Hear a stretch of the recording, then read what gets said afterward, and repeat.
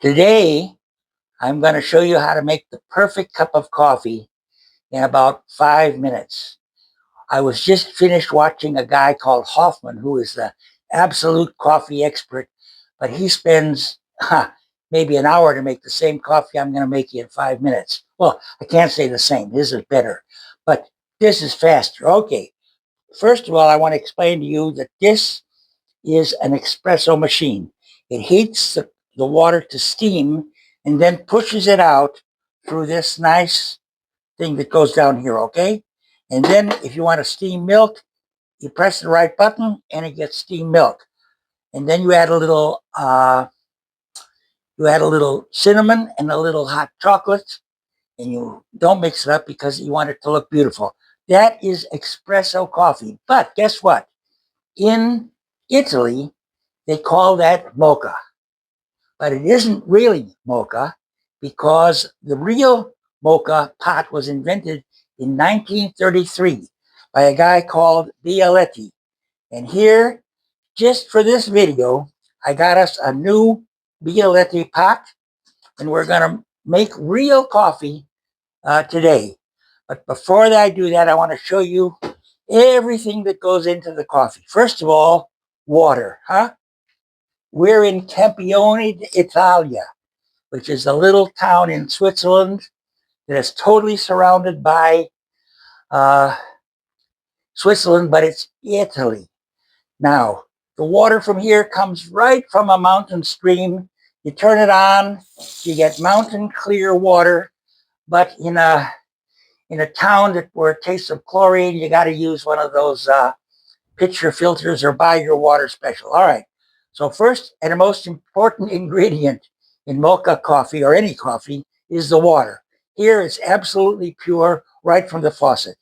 Then I personally, the Hoffman chap, he doesn't use milk, but I personally love steamed milk. And you can use any kind of milk. Fresh is the best. But here we have this UHT preserved milk. Now, another thing that if you want something really good, here is a coffee grinder. They say start with the beans. Well, in this video, I've already ground the coffee and it's ready to go, so I won't bore you with the grinding. Here is the water already in a cup, and it's a cup I got from Starbucks a long time ago. Don't tell them I walked off with it. Don't tell them. All right, now, here's the second most important ingredient after water. It's the coffee itself. Usually you use Arabica, but here's another secret. 20% Robusta. Robusta in the Arabica, 20%. 25 is all right, 20 is all right, but that really makes it taste much better. All right. Then I told you about the coffee pot. Use this little thing. Look, watch it. Ooh. You use that to make the foam of the milk. Because on my machine, you make it with steam, but I won't be using steam. All right. Now here's the coffee pot, very important. And remember I said mocha has a little bit of cocoa flavor in it. Sometimes they say it comes from the coffee, but no, I like to make sure I got cocoa flavor. Here it is. Now, here comes my specialty. You're not going to get this anywhere else in the world. To make your coffee secretly good, unbelievably good, I can add one or all of these ingredients. See? A little bit of salt. Cannelle is called cinnamon in English. Cloves are cloves. Anise is anise. Uh, and then I can sometimes put in moscata. What is that called in English? Nutmeg. Okay. And to sweeten it, I like honey, but some people will, if you're in the French Foreign Legion, you have to drink black coffee. Not me. I like milk and honey. Now, those are all the props that I use in making my coffee. And so now I will actually make the coffee and show you how I do it. Here we go. Step number one. Hoffman taught me that you should heat the water, not start with cold water, because your coffee will be less bitter, maybe not bitter at all, if you put the water in a place to heat it and heat it. I put it in the microwave. I put it on 3 minutes. Hey, you remember the thumbnail you just saw a few seconds ago? That was me 30 years ago in Switzerland enjoying a nice Swiss lunch. I was bald then, but now you see I've grown a brand new, beautiful, wonderful head of hair. And now we're going to go back to our coffee making. And here is something you're only going to get from me, because when I get up in the morning, I want a beautiful burned coffee smell to be to greet me. And so what do? I take just a little bit of coffee and I put it on my super hot burner. Look at that. And I get smoke, right? And that smoke fills the house. And my beautiful wife says, I smell coffee. And she does, of course, because that's the secret you only get from me. Burn a little coffee and you're going to get a wonderful smell. Here we are at step 3. My burned coffee is filling the house with a wonderful, what an aroma. It's getting me hungry for my coffee ready. All right, here we go. We're going to pour this warm water into the Moka pot. Okay. Woo. And I'm going to make my second cup to go in a few seconds later. But here's the idea. Okay. Now, see, this is really hot. So I'm just going to put some more water in here. Look at that. Ooh. It's still quite warm. Now, this is the strainer. The coffee heats up. It bubbles, and it goes through the grounds, which I'm going to put in here, and ends up in the top. And it's not exactly espresso because the pressure here is about 2 barometers or whatever they call it. And in an espresso machine, it's about 9.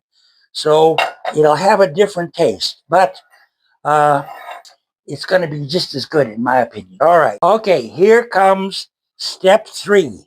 You take the coffee, and I used to spill it all the time, but now I'm being a little more careful than usual.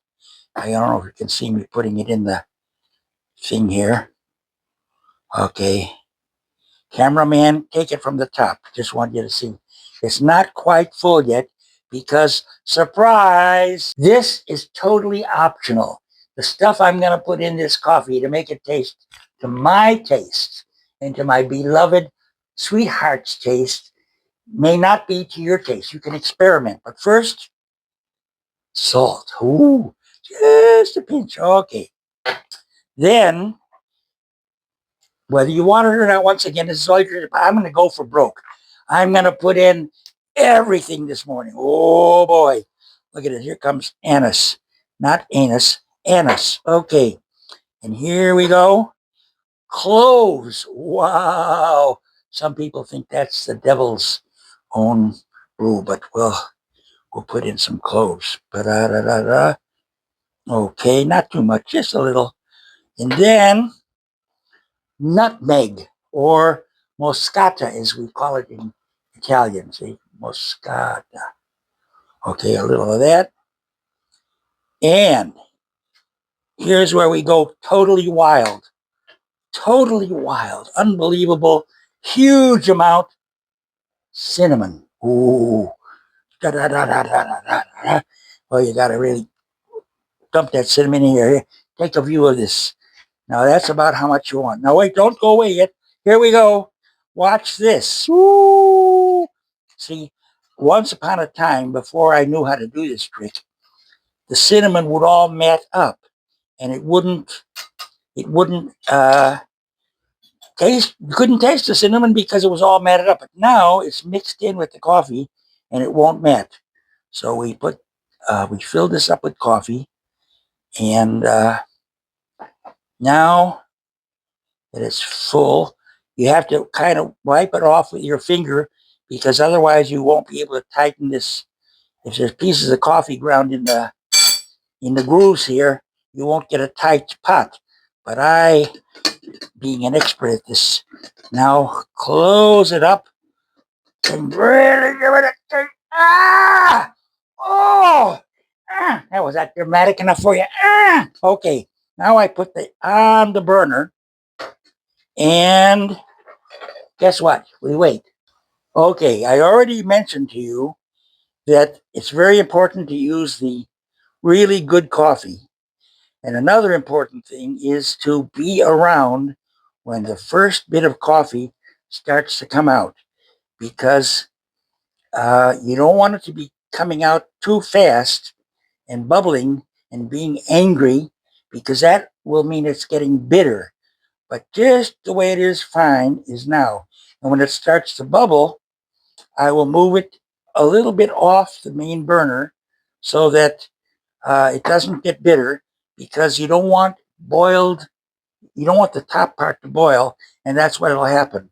Okay, so now we're watching it come out. I think I'll just, close it and let it finish. Oh, and I forgot one important thing. All right, now I'm going to put in some very secret ingredients. Nobody who makes coffee does it my way, but this is so unbelievable delicious. You won't believe it. All right, what I'm doing is shredding some ginger. Now, I'm going to put this ginger in the pot with another secret ingredient that is known only to me.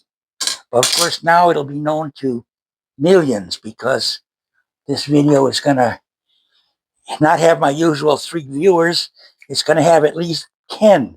So there's going to be 10 people that know how to make super gourmet coffee better than anything in the world. All right, here comes the ginger. Wow.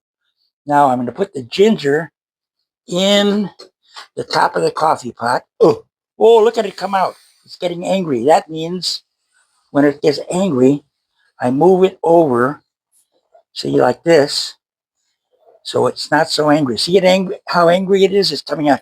And then I take my other secret ingredient, see, eggshells. But I don't just dump them in any old way. I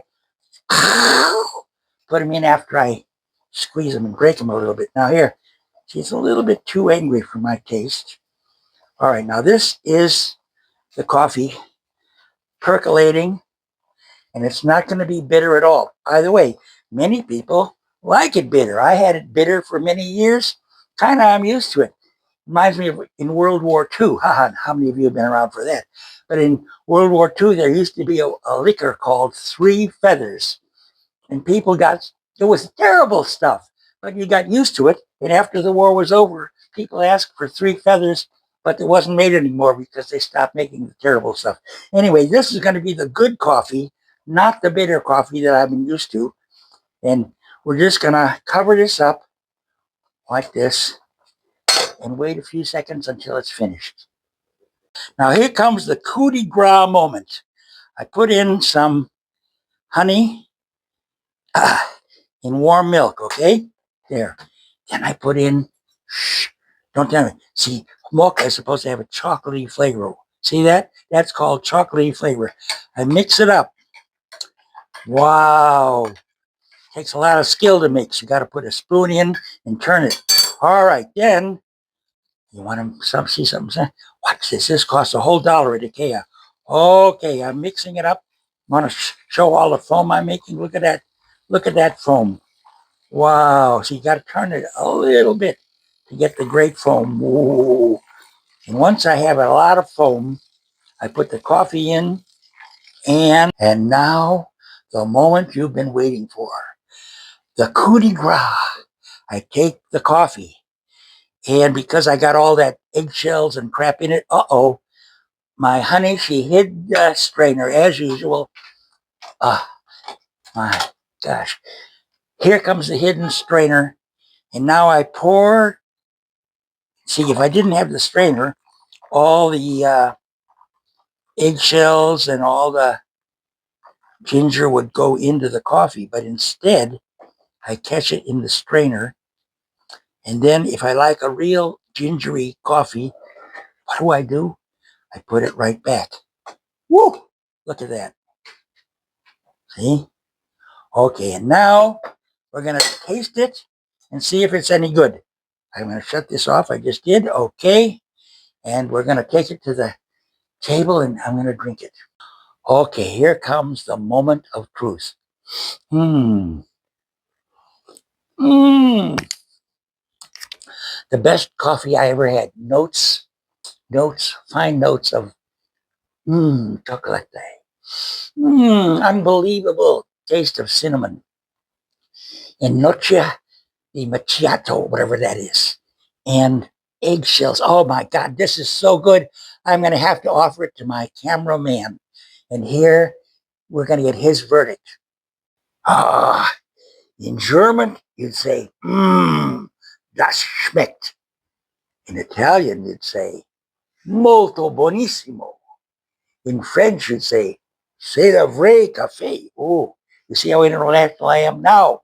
I'm going to give you, for this bang up finish, I'm going to give you an obscure fact. You know where the word Moka comes from? I bet you don't, because nobody does. There was a port in Yemen 500 years ago, and that's where coffee came from. So when the first coffee got to Vienna in Turkey and other places, they called it Mocha because all coffee came from the port of Mocha. And so now if you're playing a game where you have to learn something or know something obscure, you know where the name Mocha came from. And that is it for today. I'll see you tomorrow. Oh, by the way, upvote this thing if you liked it. Make a comment. I like your comments. I love comments. And what else is there to do? Subscribe. Okay, thanks a lot.